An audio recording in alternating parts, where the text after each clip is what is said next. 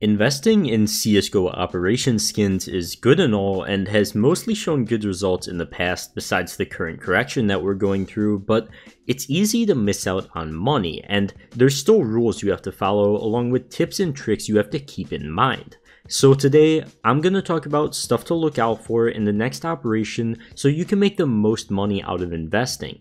So as always, if you are in the majority of people that watch these videos and aren't yet subscribed, be sure to sub as it does help me out a lot. And of course, final thing before we get into it, let's talk about our sponsor for this video, Skinport, the most efficient way out there to buy CSGO skins and begin investing for cheap.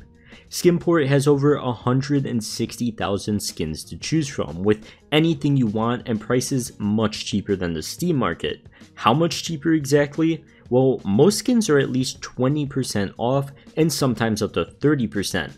Want to finally get that dream knife you've been looking at, maybe a butterfly tiger tooth?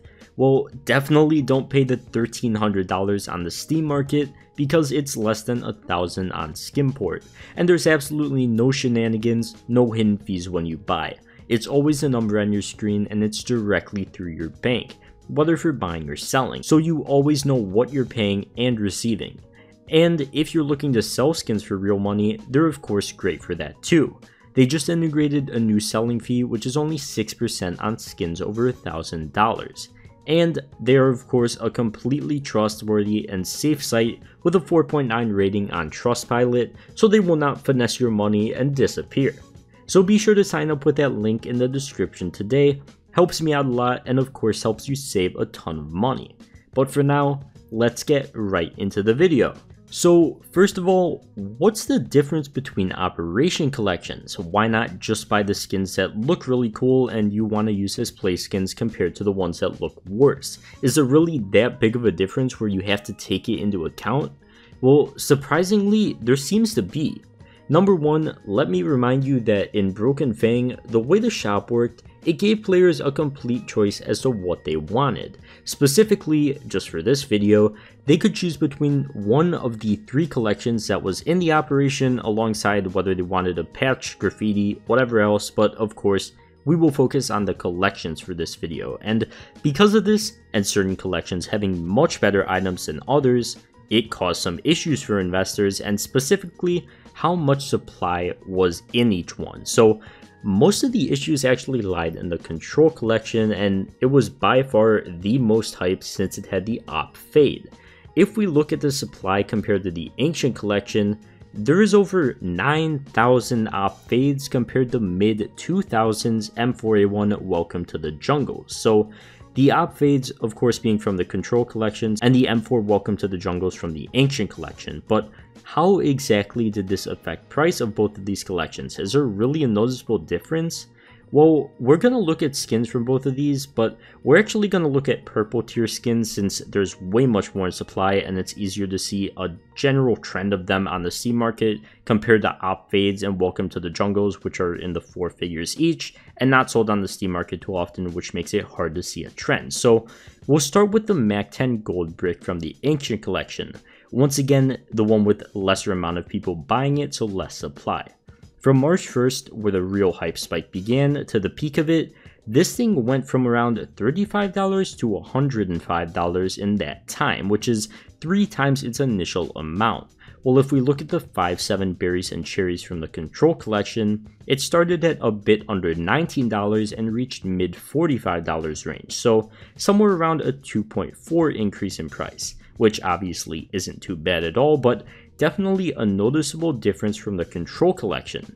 So what we can take away from this is that it seems like collections that are being bought more tend to not increase in price as much since there's way more in supply, way more people selling them, and maybe not as many people buying them, even if the skins look better. But now we have to keep in mind that the next CSGO operation might not have the same reward system that we see this time around, which personally I think is a possibility, but at the same time I think Valve makes more money giving players a choice on which collection they want to buy from, and going from Shattered Web's reward system, which I felt wasn't as good for Valve because it didn't persuade players to purchase as many stars, which presumably initially led to them changing it to the system we see this time around, with a shop like Broken Fang, giving the players the choice to which collection you want to choose from, and potentially allowing not only big YouTubers to make videos spending tons of stars until they get op fades or whatever it is, but also just allowing more players to do that as well. And because of that,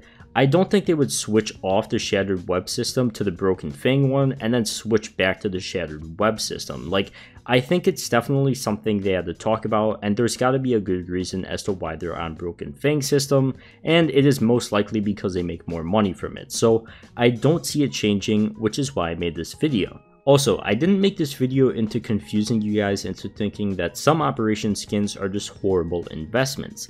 As I said earlier, whatever it was, the 5-7 berries and cherries still went up 2.4 times. That's not bad at all.